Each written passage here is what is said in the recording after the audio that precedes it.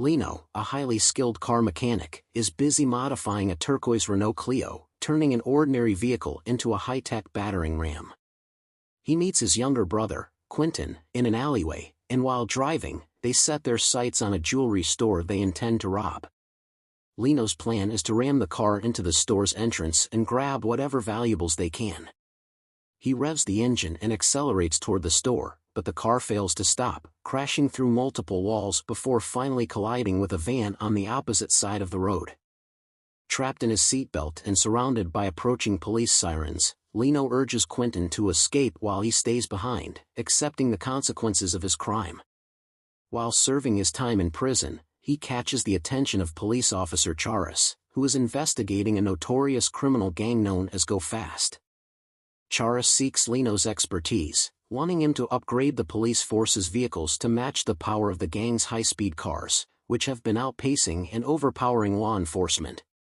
In exchange for his assistance, Lino is promised reduced sentencing and the chance to serve his time in a way that benefits the country. After modifying the first police car, Charis, along with his assistant Julia, who has a growing personal interest in Lino, pursues members of the Go Fast gang, who are speeding in a BMW. The enhanced police car withstands damage and keeps up with the chase until another patrol vehicle crashes into the criminal's car, bringing it to a halt. Inside the BMW, the police discover a large sum of money and an unusual homemade acceleration device. The following morning, Charis visits the police garage where Lino is working and shares the news that, thanks to his modifications, they successfully tracked down Go Fast. He then shows Lino the strange device found in the gang's car, seeking an explanation. Lino identifies it as an injection shunt, which boosts engine power by 300% but causes the engine to explode after 200 meters. Charis recalls seeing a similar device in Lino's Clio on the day of his arrest and suggests that Quentin, who manufactures such devices, might be involved with Go Fast. He asks Lino to accompany him to an auto junkyard, where the criminals are suspected to be operating. Upon arrival, Charis loses communication with his backup team and sends Lino to investigate alone. Unexpectedly, Lino encounters Quentin at the garage and confronts his associates, who threaten him and force him to leave. However, Charis steps in just in time, forcing the criminals into submission. As backup officers Orski and Marco arrive, Charis arrests Quentin and Lino.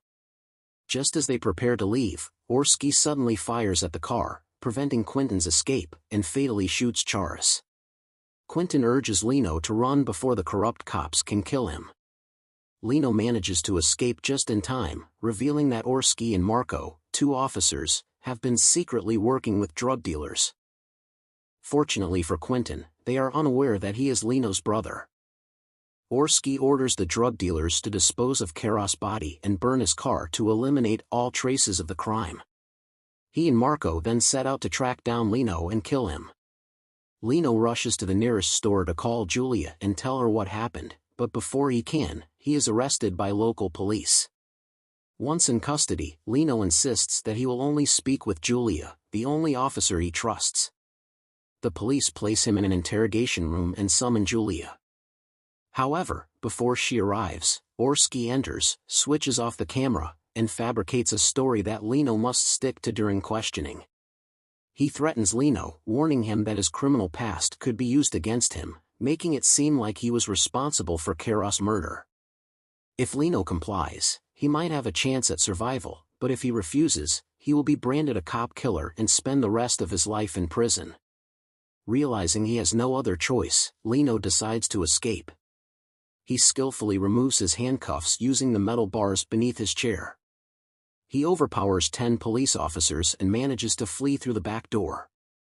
Meanwhile, Orski has the drug dealers dispose of Karos' burned car and remains near an abandoned factory. He then reports to Moss, falsely accusing Lino of killing Karos. Moss and Julia are devastated by Karos' death. Orski and Marco pretend to be heartbroken, offering Julia comfort in her grief, knowing that she has just lost her mentor. Secretly, they meet to plan their next move, believing they have successfully covered their tracks. Convinced that all evidence of their crime has been destroyed, they set their sights on eliminating Lino. After escaping from jail, Lino tracks down Julia, desperate to prove his innocence. He tells her that Orski was the one who killed Karas and framed him. Julia refuses to believe him and attempts to arrest him, leading to a struggle. Lino manages to cuff her to a police car and escapes. As Lino regroups, he notices the burned car that Orski had the drug dealers dispose of, but something doesn't add up. He remembers that Karas owned a red car, and this one is different. It dawns on him that Karas' actual car must still be at Quentin's workshop, the place where he was killed. That car holds the key to proving his innocence because the bullet fired by Orski is still embedded in its dashboard. Lino informs Julia about the car and sets out to find it. He returns to Quentin's workshop, where he spots Quentin and the drug dealers preparing to leave. The drug dealers still don't know that Lino and Quentin are brothers. While searching for a weapon, Lino is caught and thrown into the trunk of a car, destined for execution.